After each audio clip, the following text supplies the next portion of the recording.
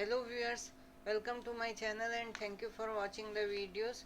In this video we will be discussing about generating lines.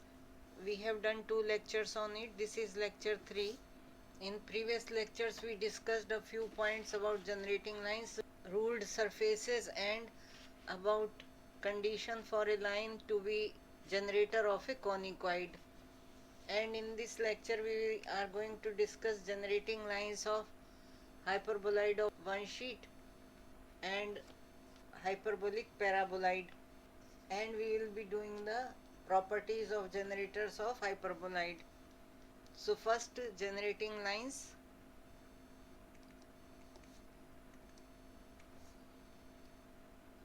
Of hyperboloid of one sheet.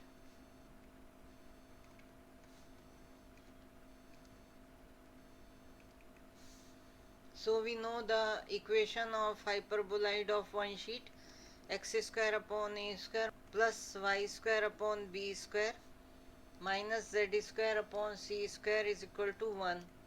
This equation we can write down in this form: x square upon a square minus z square upon c square is equal to 1 minus y square upon b square. We factorize it: x upon a minus z upon c into x upon a plus z upon c is equal to 1 minus y upon b into 1 plus y upon b. Now we can write this equation in two ways. First is x upon a minus z upon c upon 1 plus y upon b is equal to 1 minus y upon b upon x upon a plus z upon c is equal to mu. And second is x upon a minus z upon c upon 1 minus 1 minus y upon b is equal to 1 plus y upon b x upon a plus z upon c. So these are the two ways and we put it as lambda. So we have written these two fractions, and if we simplify it can be written as: first is x upon a minus z upon c is equal to mu. We are cross multiplying this and this, so we are taking this fraction and this gives mu into 1 plus y upon b. And from here, and second we take this fraction and get the equation that 1 minus y upon b is equal to mu into x upon a plus z upon c.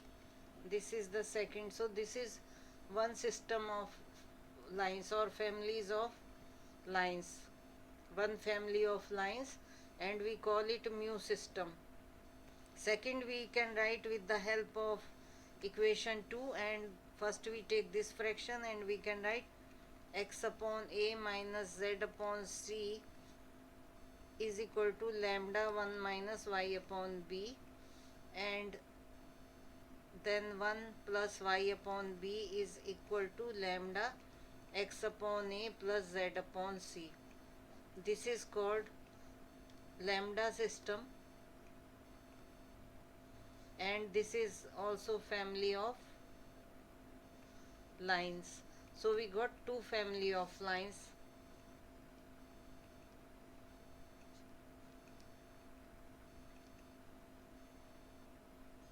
And for each value of mu, her value, प्रत्येक value mu के लिए एक member जो है इस family of lines का है, और इसी तरह हर वैल्यू ऑफ लैम्डा के लिए एक मेंबर फैमिली ऑफ लाइंस का है.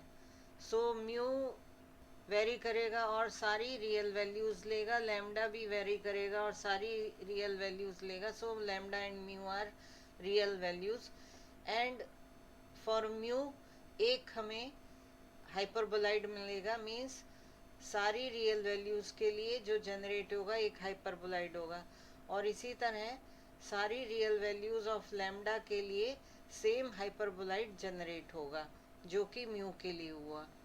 सो ये two system of generating lines हैं जिन्हें हम जनरेटर भी कहते हैं ऑफ हाइपरबोलाइड। एंड पहला जैसे कि हमने कहा म्यू है और लैम्डा सिस्टम है।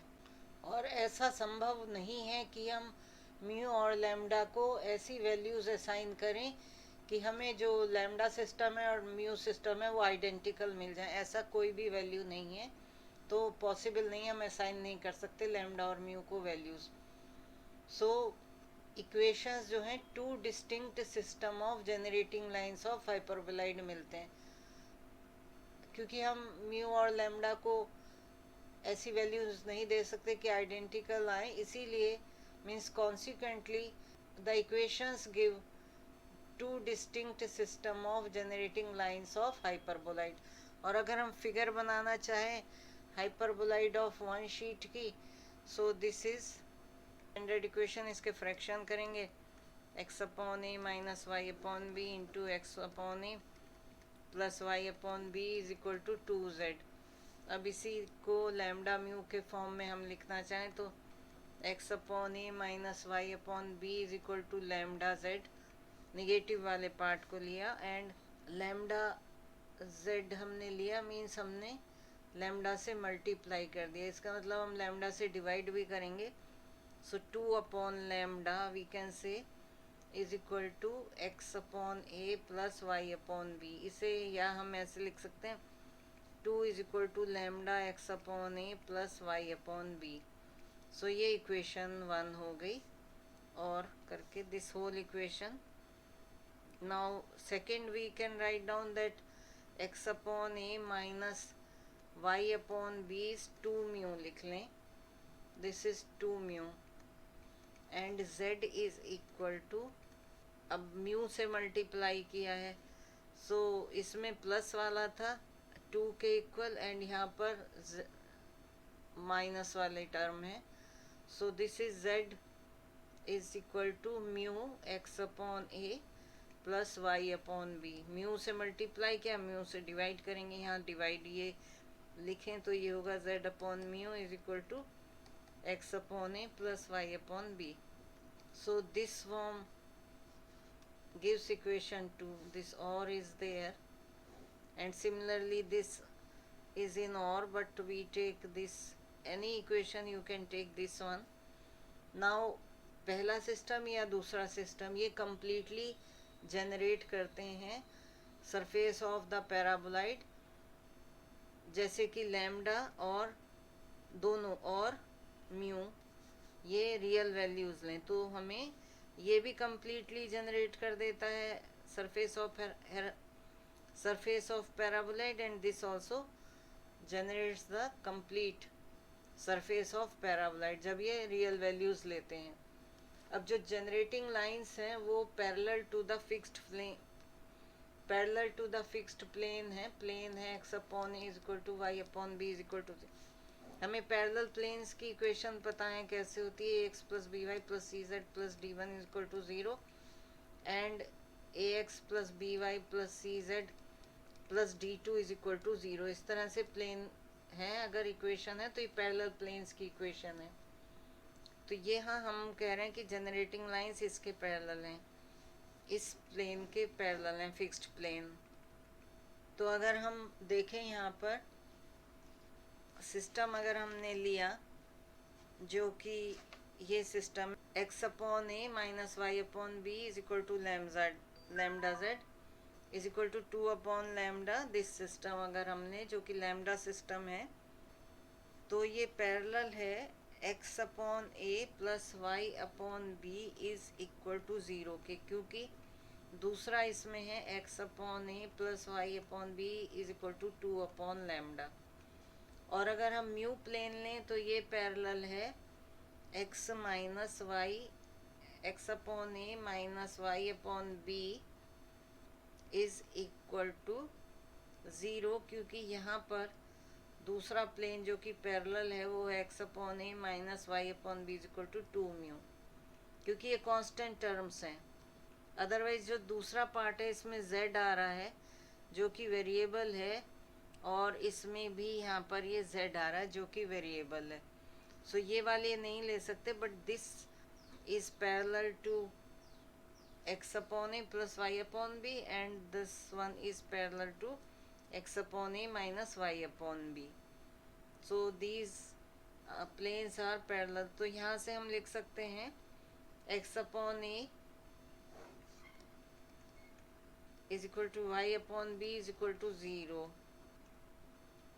0 is because we take z is equal to 0 here, so that third component is 0.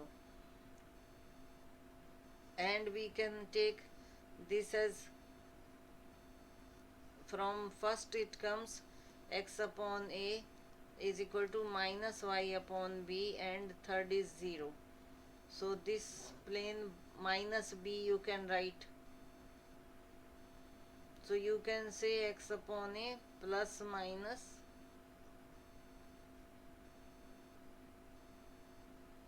is equal to plus minus y upon b is equal to 0. This can be said. Correct? And the figure of hyperbolic paraboloid is, this also we had seen. Rough figure I am making.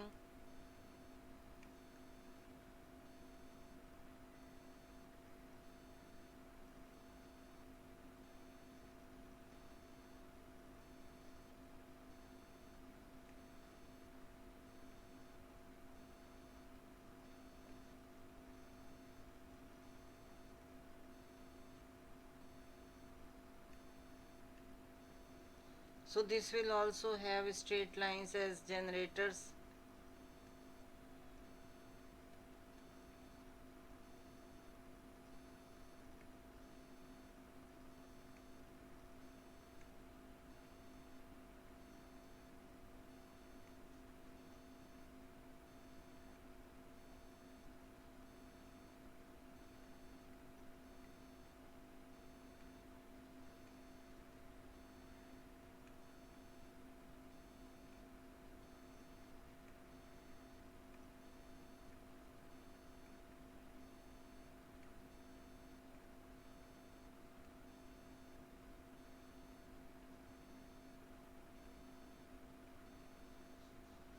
So rough idea of the figures are there.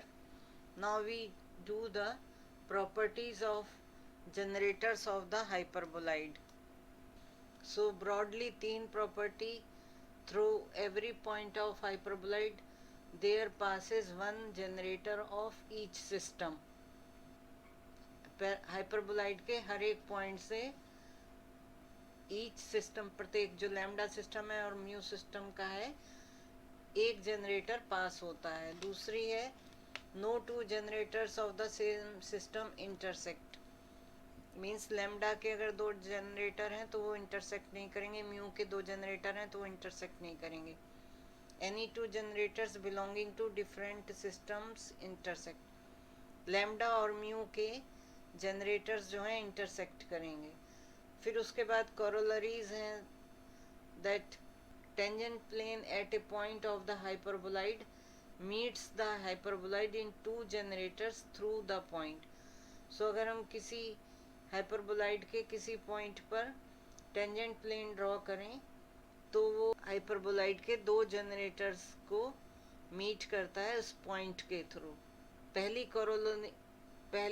corollary है कि hyperboloid के किसी point पर अगर tangent plane है तो वह meet करता है हाइपरबोलॉइड को के दो जनरेटर्स पर through the point.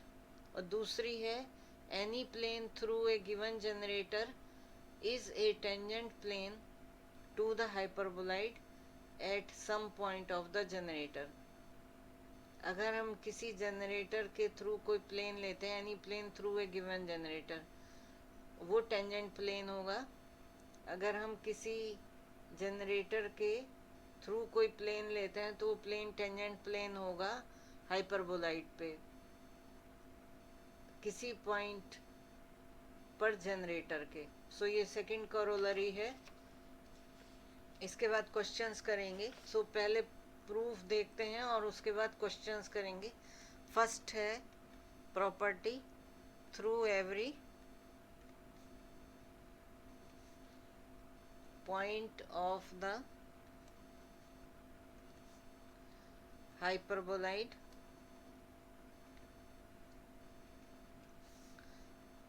there passes one generator of each system.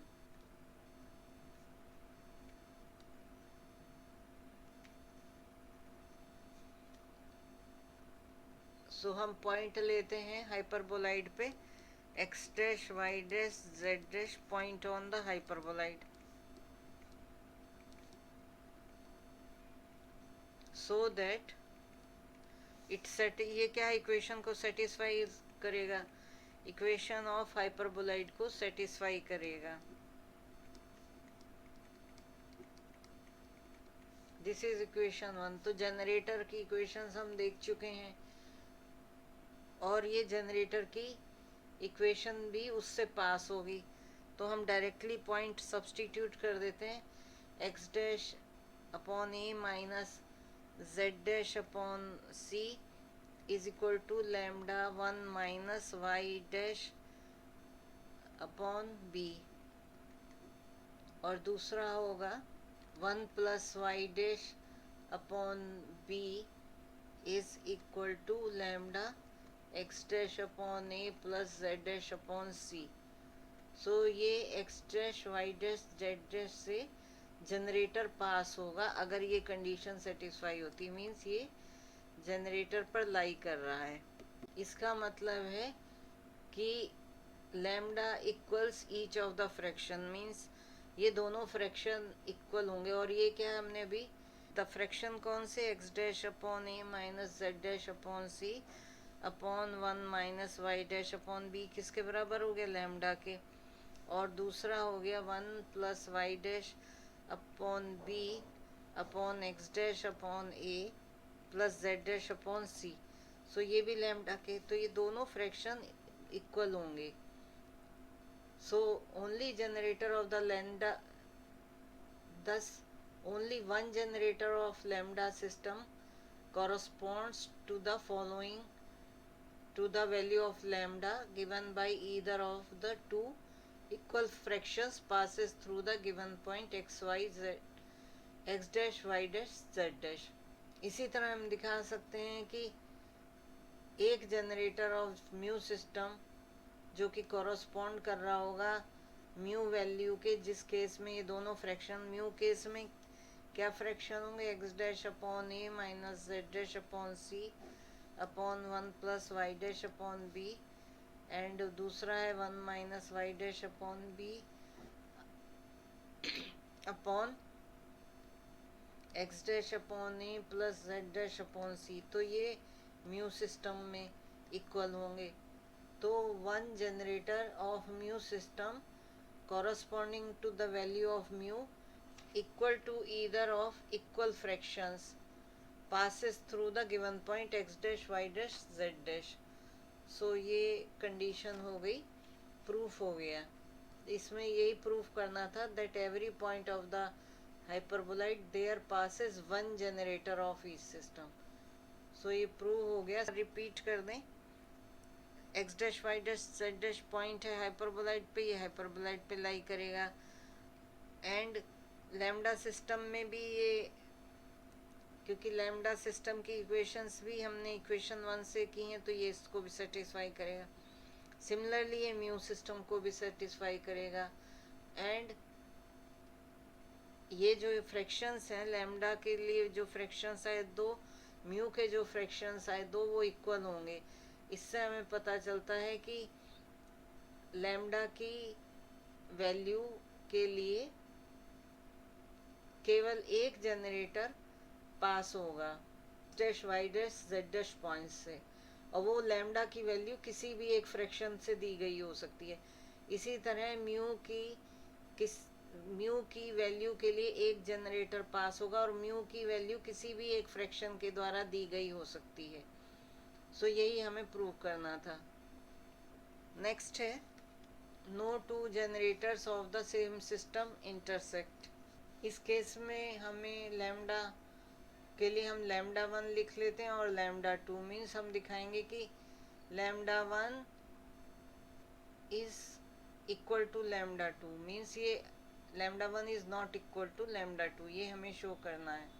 हमें दिखाना है कि दोनों जनरेटर्स इंटरसेक्ट नहीं करते हैं, तो हम एक को लैम्डा 1 से डिनोट करते हैं, दूसरे को लैम्डा 2 से। तो इक्वेशन है x upon A minus Z upon C is equal to lambda 1 1 minus Y upon B, और दूसरी इक्वेशन है 1 plus Y upon B is equal to lambda 1 x upon A plus Z upon सी।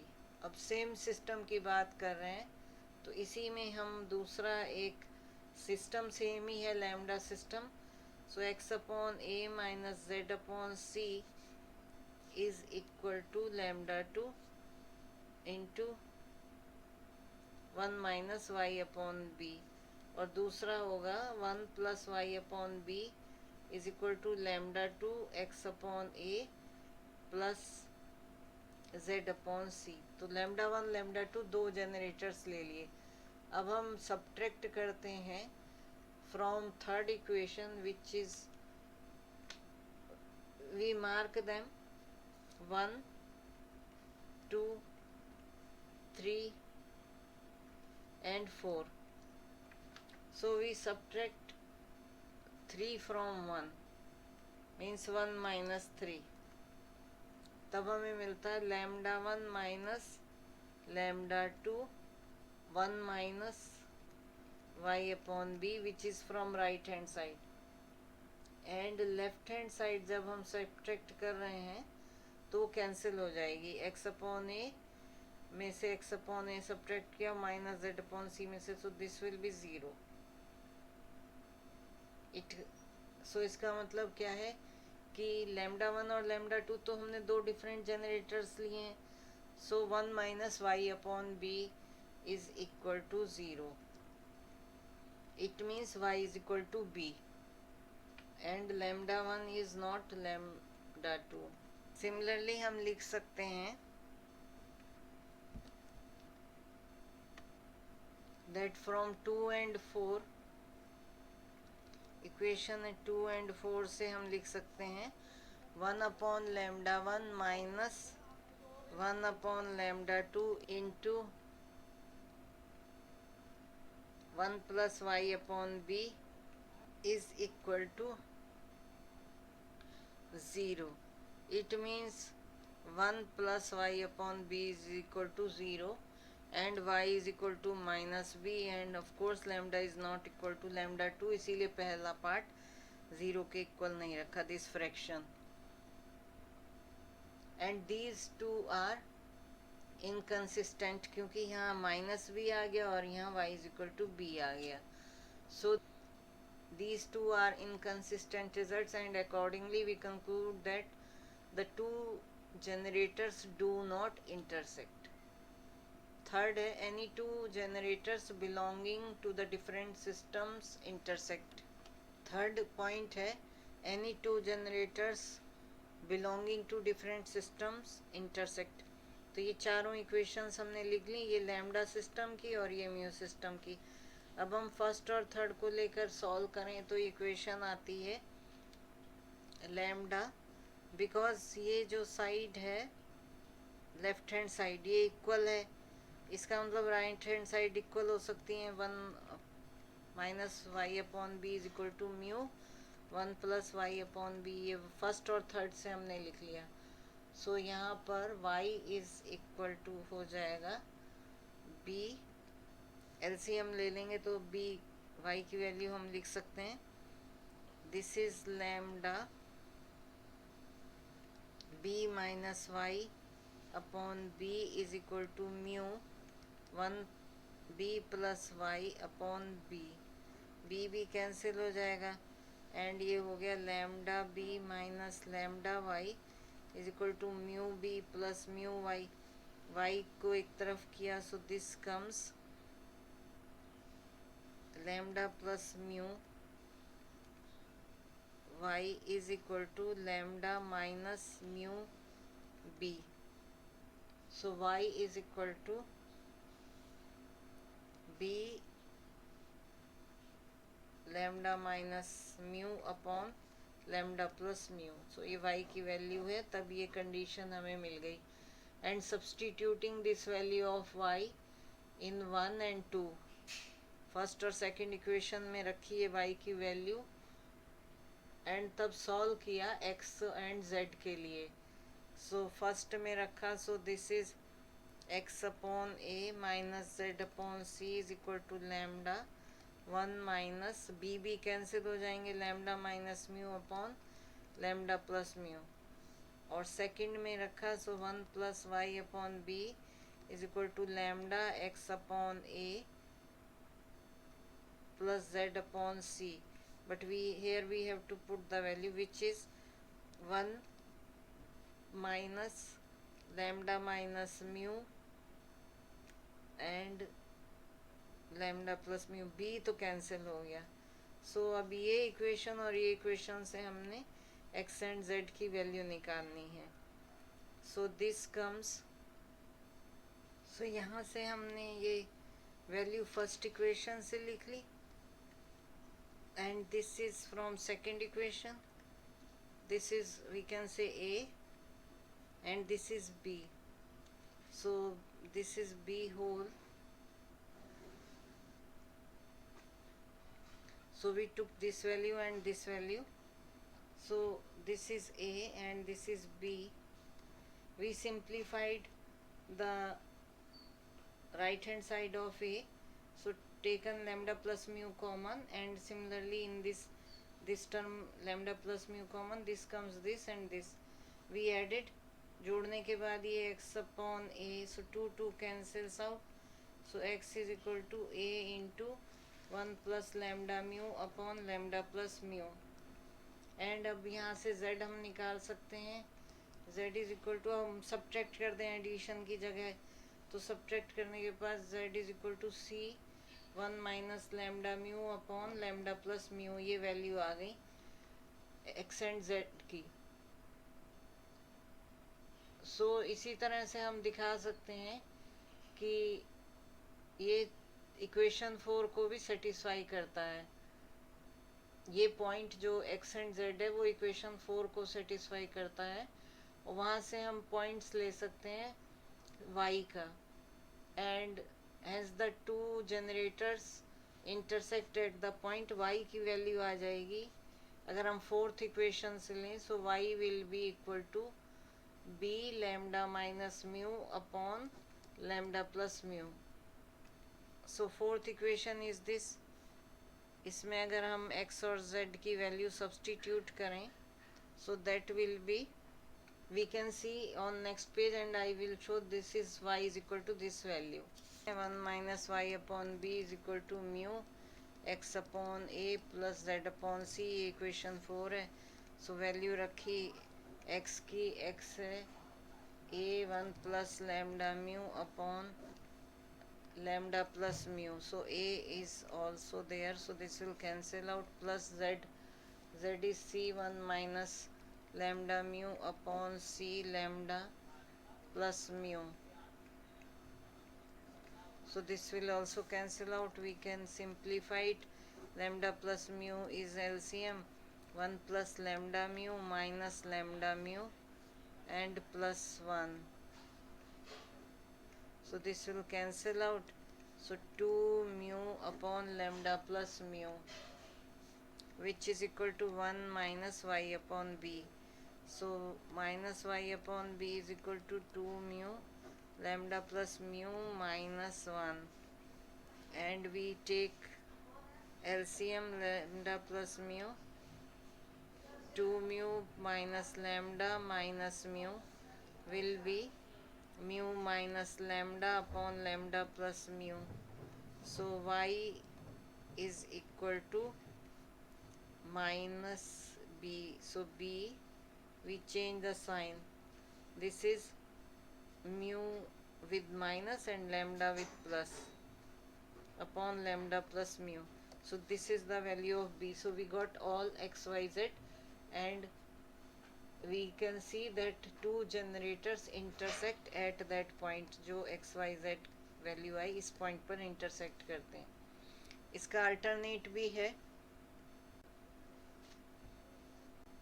इसका alternative है that any plane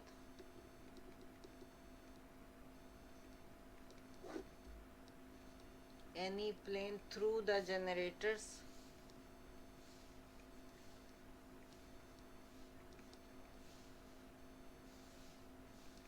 given by equations 1 and 2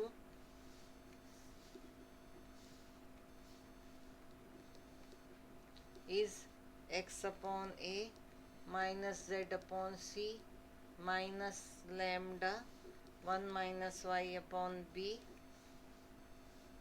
and this minus plus k some constant 1 plus y upon b minus lambda x upon a plus z upon c is equal to 0.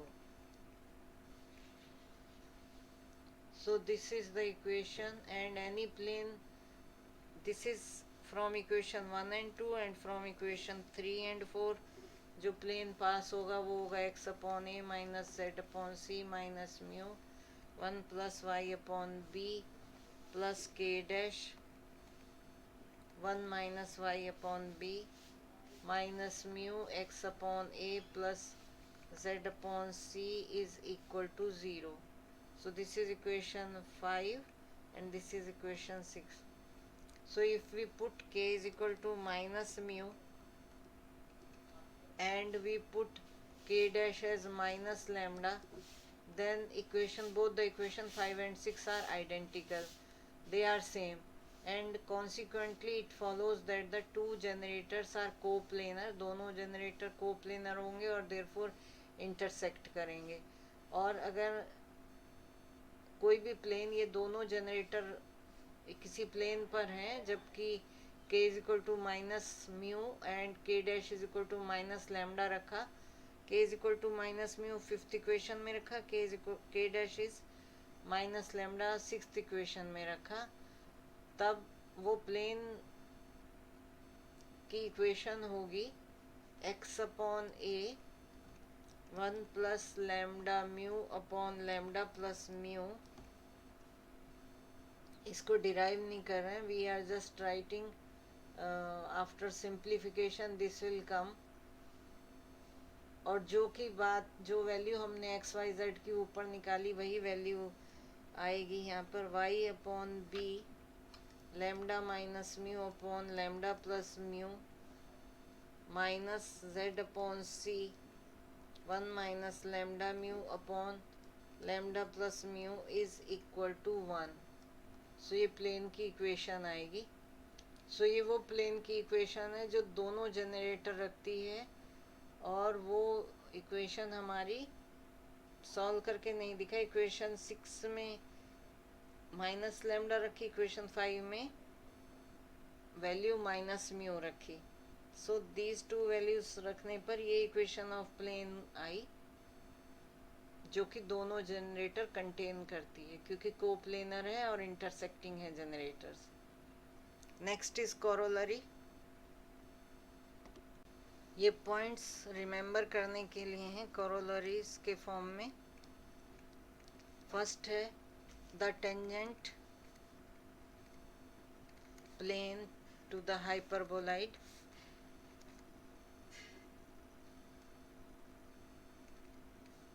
X square upon A plus y square upon b by b square minus z square upon c square is equal to 1 at the point. जो point हमने अभी निकाला था वही होगा a 1 plus lambda mu upon lambda plus mu, b lambda minus mu upon lambda plus mu, c 1 minus lambda mu upon lambda plus mu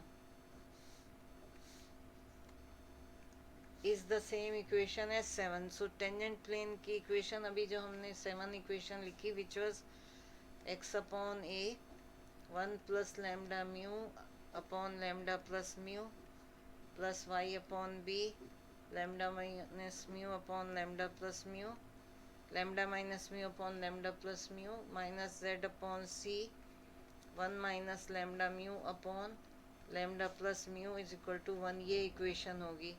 Also through every point of hyperboloid there pass two generators, one each of system. हर एक point से hyperboloid के दो generators पास होते हैं और वो दो generator एक एक सिस्टम का होता है और एक एक सिस्टम मीन्स दोनों सिस्टम से एक एक जनरेटर पास होता है हर एक पॉइंट से. Hence the tangent plane at a point of hyperboloid meets the hyperboloid in two generators through the point. So यही हम शुरू कर रहे थे प्रूव करना अल्टरनेट दैट यही हमारी कंडीशन थी. अगेन कहते हैं इसका मतलब है tangent plane at a point of the hyperboloid. किसी भी पॉइंट पे हाइपरबोलाइड के अगर हम टेंजेंट प्लेन ड्रॉ करते हैं meets the hyperboloid in two generators. Hyperboloid को मीट करता है through this point in two generators. और सेकंड कोरोलरी है any plane through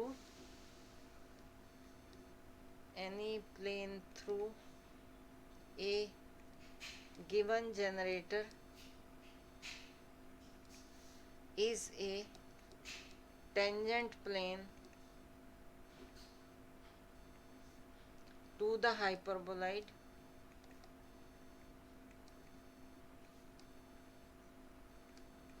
at some point of the generator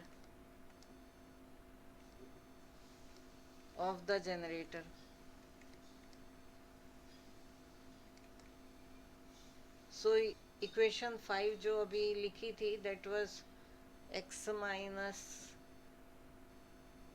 upon a minus z upon c minus lambda 1 minus y upon b plus k 1 plus y upon b, जो कि दोनों generator से plane जो पास हो रहा था 1 और 2 जनरेटर से उसकी इक्वेशन है. 1 plus Y upon B minus lambda x upon A plus Z upon C is equal to 0. So ये इक्वेशन 5 जो है रिप्रेजेंट करती है एक प्लेन को जो कि जनरेटर से पास होती है जिसके इक्वेशन 1 एंड 2 हैं, दो जनरेटर. और इक्वेशन 5 में अगर हम म्यू को माइनस के सब्स्टिट्यूट कर देते हैं एंड अकॉर्डिंगली जो इक्वेशन 5 है ये 5 है इक्वेशन 7.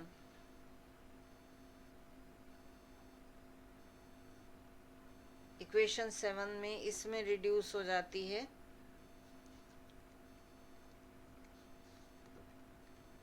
सो ये इक्वेशन 5 वही है जो अभी हमने लिखी थी, सेम इक्वेशन. दिस इक्वेशन, ये इक्वेशन क्या है, दो जनरेटर से पास होने वाला प्लेन है. कौन से जनरेटर, इक्वेशन 1 एंड 2 जो दिए गए थे जो कि लैम्डा सिस्टम के जनरेटर्स हैं. तो ये रिड्यूस हो जाती है इक्वेशन 7 में, इस इक्वेशन में, जबकि हम mu is equal to minus k रखते हैं और ये टेंजेंट प्लेन है.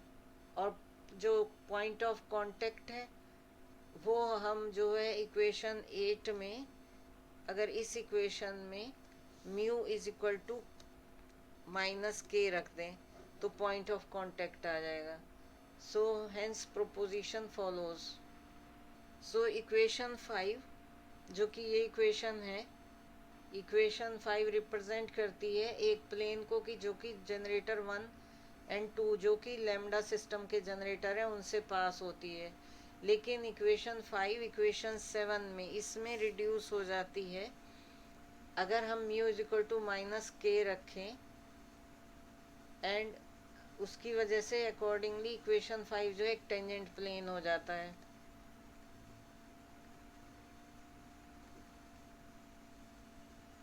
एंड पॉइंट ऑफ कांटेक्ट कहाँ से ऑब्टेन कर सकते हैं, ये जो इक्वेशन 8 है इसमें हम mu is equal to minus k substitute करें तो पॉइंट ऑफ कांटेक्ट मिल जाएगा. इसीलिए ये प्रोपोजिशन फॉलो हो जाती है that any plane through a given generator is a tangent plane to the hyperboloid at some point of the generator.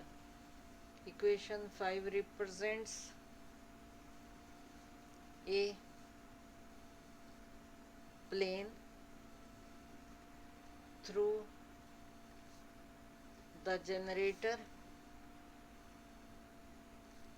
whose equations are 1 and 2, but equation 5 reduces to 7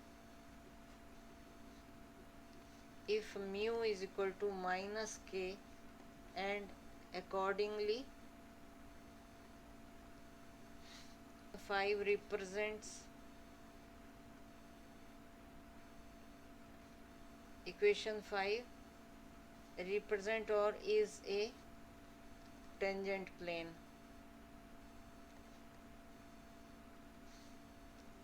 Is a tangent plane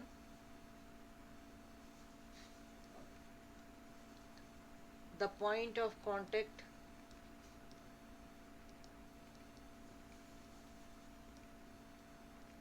being obtained by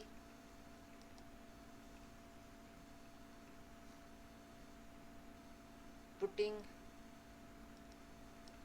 mu is equal to minus k in equation 8.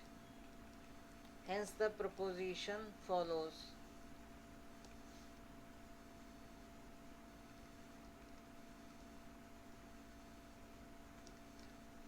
I hope ये clear हो गया होगा.